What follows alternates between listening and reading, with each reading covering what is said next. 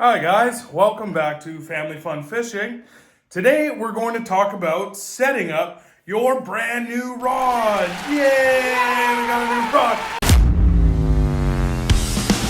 Woohoo!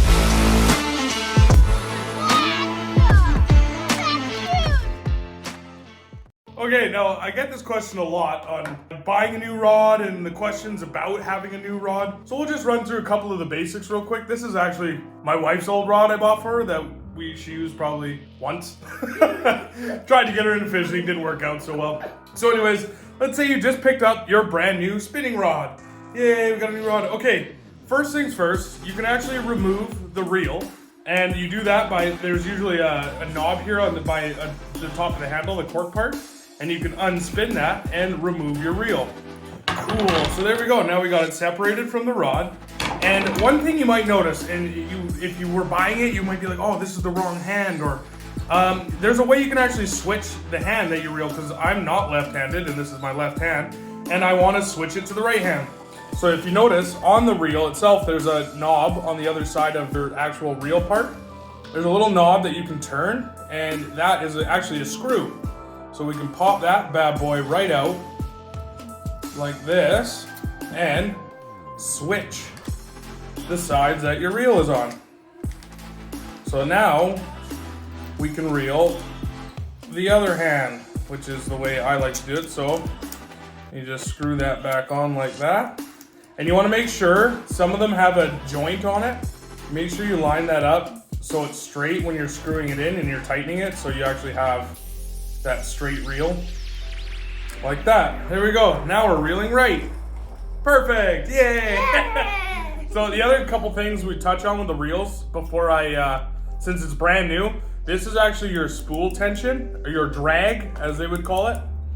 So you can actually, to the left is loosening your drag, so then when a fish bites, the less drag you have, the easier it is to pull out your line. So let's say you're using 6-pound test and you catch a pike or a bass and they're big.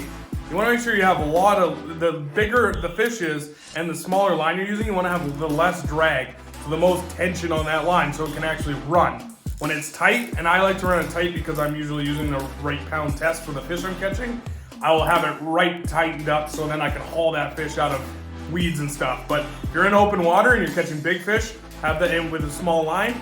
You want that drag real loose. So now we can tie our line to it. Now tying the line onto it, there's one knot that I use for tying onto fresh reels, and that is the arbor knot. So the arbor knot, the first thing you do is you just tie a regular knot in the end of your line, just a regular plain old knot, tighten that up, and then you cut as close as you can to the knot to get rid of this.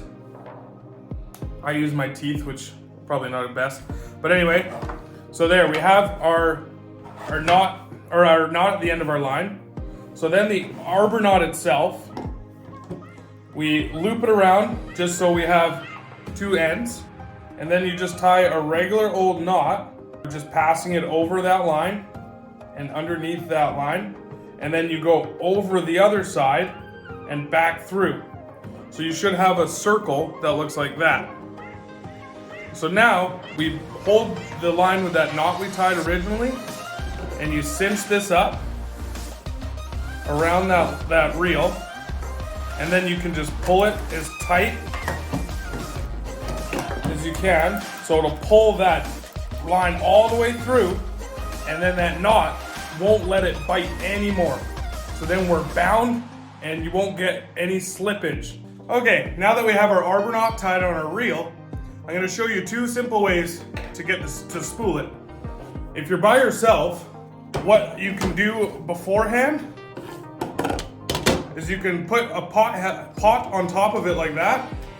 You close your bail up, and then you can reel in like that. So then you're reeling it in. There you go. Makes a little bit of noise, but as you can see, it's spooling out and you're tightening it up. Now another technique I use when you have a kid, hold that, you take a pencil, you stick it through, and he holds both ends. You don't get all bound up here. And there, you can also spool it like that.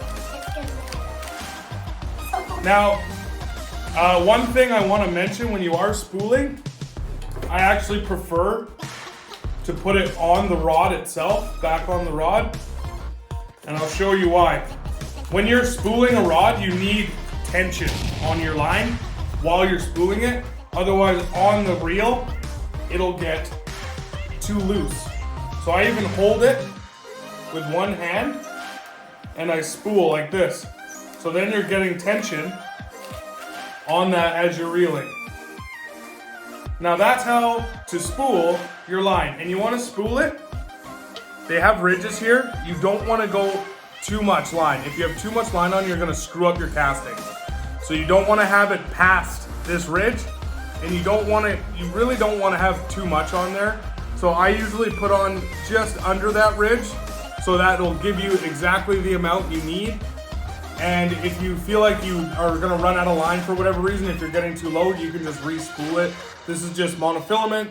So yeah, it's really easy as long as you're not over spooling it, you're keeping that tension on. And a trick I actually like to do, I put it in my mouth, and that gives it moisture. Just like this. Yeah, you're getting it moist at the same time as keeping tension. And then you'll have a nicely tight, moistened, spooled line ready to rock. And you can also check out our other video of how to tie a fishing hook. And I'm going to be putting out another video really soon here about how to set up a bait caster, because there's a little more intricate with those and you want to learn how to cast those properly. But these spinning reels, very simple to use, very simple to spool. Use that arbor knot that I showed you and use these little techniques of how to spool it. The one way with the pot lid, it's actually easier if you tie your arbor knot. You have your line starting under the pot lid and you actually feed it through that hole in the pot, then tie your arbor knot. And then when you're ready to start reeling, it'll just come right through that hole and it'll just spin on its spot. You can also just do the old-fashioned way and just start reeling and holding your tension, and it'll start bouncing along the ground, which isn't a big deal, but you can use your kid holding the pencil through it like that. Here, hold it sideways so that you hold your kid, you make your kid hold a spool like this, sideways, so they can run freely through that. And that's a good way to use a kid too as well. Or if you're alone, use your pot lid. But that's how to set up your spinning rod with Family Fun Fishing. Catch you guys next time.